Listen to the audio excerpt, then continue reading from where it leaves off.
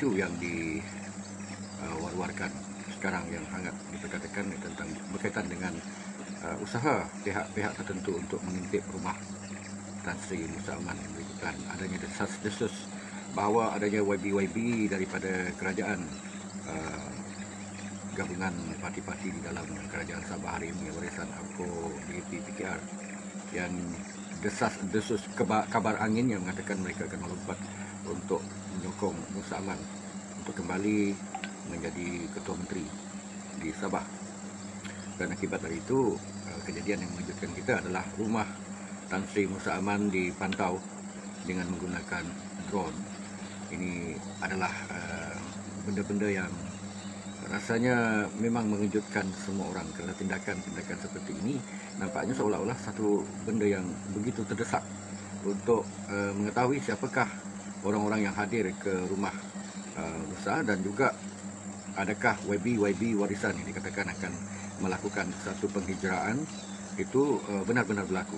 Dan ada juga isu di mana beberapa orang wakil rakyat mengatakan bahawa mereka dilamar dengan berbagai-bagai perkara yang menarik, mengasyikkan. Ada yang kata bahawa ditawarkan dengan jumlah wang sehingga 32 juta, dikunjungi dan dihubungi beberapa kali, dan lebih-lebih lagi ada juga yang mengatakan bahawa mereka ditawarkan 50 juta. Saya ingat perkara-perkara macam ni hanyalah satu taktik, sebenarnya satu taktik daripada warisan sendiri. Pendapat saya secara pribadi, dengan memberitahu jumlah yang besar itu, mereka menyangkakan bahawa YB yang merancang untuk melompat ini akan berpatah balik atau demand pada satu nilai seperti yang mereka war-warkan. Bila menyebut tentang 50 juta ini mengingatkan kita kepada satu cerita yang begitu epik pada pilihan raya yang ke-13, apabila seorang yang dinamakan sebagai Jun Suang telah mengeluarkan satu kenyataan di Facebook yang dan kenyataan ini sebenarnya ada satu pembohongan bahawa Datuk Yong menerima 50 juta. Jumlah yang sama yang dinyatakan oleh wakil rakyat warisan, 50 juta. Efeknya dulu waktu pilihan raya yang 13, PRU 13, Datuk Yong difitnah menerima 50 juta. Diangkut menggunakan teksi. Bayangkan 50 juta masuk dalam teksi. Datuk Yong yang angkutlah duit tu. Wah, kuat juga ya. Dia boleh bawa duit sebanyak itu ke dalam teksi. Dan akhirnya Datuk Yong telah menyaman Jun Suang kerana pembohongan itu, dan ianya sebenarnya bertujuan untuk cerita kabar angin ini seolah-olah ianya benar adalah merupakan satu fitnah. Dan melalui satu persetujuan di mahkamah, ianya diselesaikan, dan kes tersebut tidak diteruskan lagi dengan penyelesaian di luar mahkamah, di mana Jun Suang memohon maaf kepada Datuk Yong di atas perlakuannya yang telah merosakkan dan juga membunuh karakter. Tujuan untuk membuat fitnah ini adalah membunuh karakter dan membunuh karier seorang ahli politik, dan ianya berlaku. Dan ini memang suatu perkara yang kejam dalam politik, dan kita merasa sangat sedih oleh kerana masyarakat mempercayai cerita-cerita karut, cerita-cerita fitnah yang telah dinyatakan oleh Jun Suang pada pilihan raya PRU yang ke-13. Meskipun demikian, saya terbaca satu komen bahawa Jun Suang juga mengatakan bahawa ianya adalah satu persetujuan mahkamah di mana Datuk Yong juga telah menarik balik kenyataan yang mengatakan bahawa Jun Suang ini adalah ular kepala dua. Ini mungkin sesuai lah dengan diorang ni. Kalau sudah begini ditambah begini saja. Ini yang dikatakan oleh Jun Suang memang benar. Datuk Yong telah juga mengeluarkan satu kenyataan permohonan maaf di atas Twitter yang mengatakan bahawa Jun Suang ini ular kepala dua. Tetapi perbezaan jelas. Apa yang dinyatakan oleh Datuk Yong bahawa menggelarkan Jun Suang sebagai ular kepala dua adalah kerana kenyataan Jun Suang yang menuduh, yang berbohong bahawa Datuk Yong menerima 50 juta daripada Najib.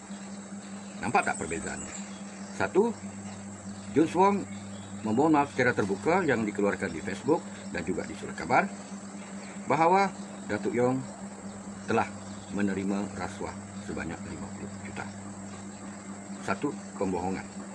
Walaupun perkara itu telah dibetulkan, dia telah memohon maaf, tetapi kerosakan telah dilakukan oleh John Swong terhadap Datuk Yong dan juga SAPP. Manakala Datuk Yong memohon maaf hanya kerana menggelarkan John Swong sebagai ular kepala dua, menarik balik kenyataan itu. Perbezaannya cukup besar, tidak boleh disamakan langsung tentang perkara ini. Jadi inilah yang berlaku. Ada juga sekarang ini setro di dalam warisan. Sering kali bila saya keluarkan post di Facebook, mereka akan bercakap bahawa Datuk Yong ini dahulunya kalah di dalam petisi pilihan raya oleh kerana pengundi hantu dilikas. Nah, biar saya jelaskan. Memang terdapat dua petisi yang dikeluarkan waktu itu. Satu oleh Tan Sri Harisali berkaitan dengan pemasangan satu billboard. Ini berlaku pada pilihan raya 1999. Satu billboard dipasang berhadapan dengan pejabat bersekutu. Ketika itu Tan Sri Harisali merupakan calon parti bersekutu. Maka dia membuat petisi oleh kerana billboard tersebut tidak mempunyai nama pencetak atau penerbit. Dan satu lagi petisi adalah daripada Chong In Leong mengatakan bahawa senarai pengundi dilikas mengandungi senarai yang meragukan. Jadi terdapat dua petisi. Bagaimanapun, apa yang berlaku adalah petisi Tan Sri Harisali lah yang menyebabkan kemenangan Datuk Yong pada pilihan raya 1999 dilikas dibatalkan, bukan disebabkan pengundi hantu. Kita kena mengerti tentang perkara ini bahawa di seluruh Sabah pada masa sekarang masih terdapat senarai nama yang meragukan. Mereka yang kita tidak tahu keberadaannya di Sabah ini. Dan perkara ini berlaku sejak daripada tahun 1980-an lagi. Dan apa yang dikenali sebagai Projek IC, inilah yang berlaku ketika itu. Wujudnya nama-nama ini kebanyakannya adalah nama-nama pengundi, minta maaf, pengundi beragama Islam. Tetapi nama-nama ini tidak dikenali oleh orang-orang yang berada di daerah-daerah mengundi tersebut. Jadi ini yang disebutkan sebagai pengundi hantu, dan di seluruh Sabah memang terdapat yang sedemikian.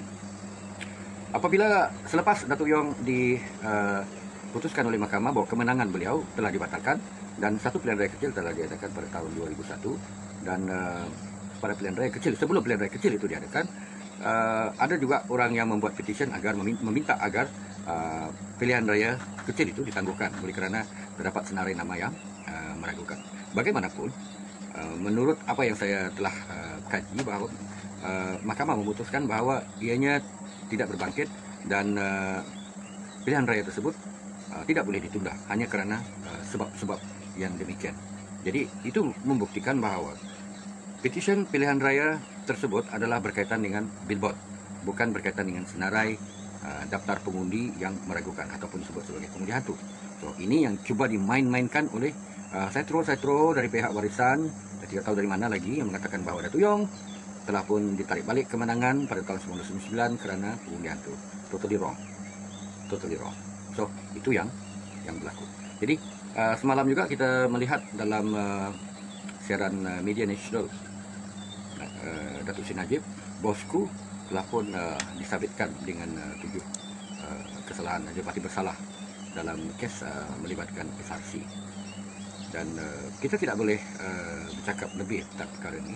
Dan saya lihat adanya peguam kepada Datuk Seri Najib berkata bahawa mereka akan membuat rayuan, di mana ada mahkamah rayuan lagi, ada 2 stage lagi, iaitu mahkamah rayuan yang akan dihakimi oleh 3 orang hakim, dan satu lagi selepas itu adalah yang akan bakal dihakimi oleh sekurang-kurangnya 5 hingga 7 orang hakim. So perkara ini nampaknya belum berakhir, dan Tan Sri Muhyiddin berkata bahawa kerajaan Perikatan Nasional akan terus menegakkan prinsip undang-undang di Malaysia, dan beliau menghormati keputusan yang telah dilakukan oleh mahkamah, dan meminta agar semua pihak untuk berlapang dada dan juga memberi ruang kepada proses undang-undang untuk memastikan keadilan dapat ditegakkan. Jadi terdahulu daripada itu, Mahkamah Tinggi Kuala Lumpur dijatuhkan hukuman penjara 12 tahun dan denda 210 juta di atas apa yang didapati oleh mahkamah, kesalahan menyalahgunakan kuasa atau tambahan 5 tahun penjara ke atas Najib, yang Datuk Seri Najib yang telah didapati bersalah di atas 7 pertuduhan rasuah membabitkan 42 juta dana SRC International. Jadi kalau kita nak lebih memahami tentang kes SRC ini dan bercakap dengan melaluinya, maka kita harus menelaah apakah peristiwa yang berlaku di sebalik kes ini daripada awal hingga ke hari ini. Kita tidak boleh terus menerus untuk membuat sebarang komen yang di luar pengetahuan kita semua. Jadi kita akan menunggu lagi dalam masa beberapa bulan ini untuk melihat proses yang berlaku di dalam kes tersebut. Apa yang menarik pada ketika ini adalah perebutan jawatan calon Perdana Menteri oleh pihak pembangkang, di mana kumpulan PKR menamakan Anwar Ibrahim sebagai calon mereka, sementara di pihak kumpulan Mahathir dan Warisan menamakan Shafie Apdal untuk menjadi calon Perdana Menteri.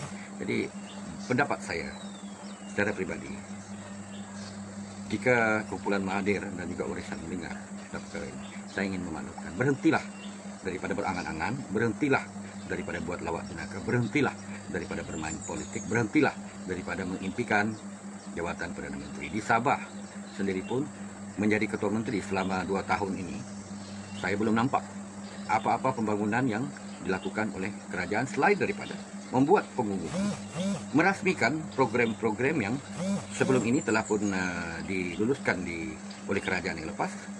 Kerajaan baru hari ini tidak ada. Hanya yang ada adalah pengumuman, itu saja. Selain daripada itu, saya tidak nampak adanya perancangan baru. Dan bantuan COVID-19 untuk mereka rakyat Sabah yang berada di Semenanjung, juga saya dengar ada masalah-masalah yang berlaku. Ada di kalangan mereka yang mengadu kepada saya bahawa permohonan mereka telah pun diluluskan dan dinyatakan di dalam portal tersebut, wang telah pun dikreditkan. Tetapi bila mereka pergi ke bank, cek, minta lagi penjata bank, wang itu tidak wujud di dalam account. Tetapi di dalam portal, bila mereka cek, nama mereka diluluskan dan ada arahan mengatakan bahawa wang telah pun dikreditkan ke akaun mereka. Jadi ini menimbulkan ketidakpuasaan rakyat Sabah di Semenanjung. Memang ada orang-orang yang telah pun memperolehi, tetapi ramai lagi yang masih memerlukan bantuan ini, dan ianya sehingga sekarang tidak dapat dijelaskan oleh pihak kerajaan, pimpinan Warisan ataupun Shafie Apdal. Dan bantuan-bantuan COVID-19, bantuan tunai di Sabah juga tidak nampak diberikan secara menyeluruh kepada golongan B40. Adakah bantuan-bantuan ini secara pilih kasih? Kita tidak tahu. Dan saya tidak berani untuk memberikan komen yang lebih tentang perkara ini, kerana saya nak melihat, saya nak tunggu laporan dan sebagainya yang kita boleh lihat di media sosial, di media massa. Berapakah sebenarnya jumlah orang yang telah menerima bantuan COVID-19 Sabah Wike?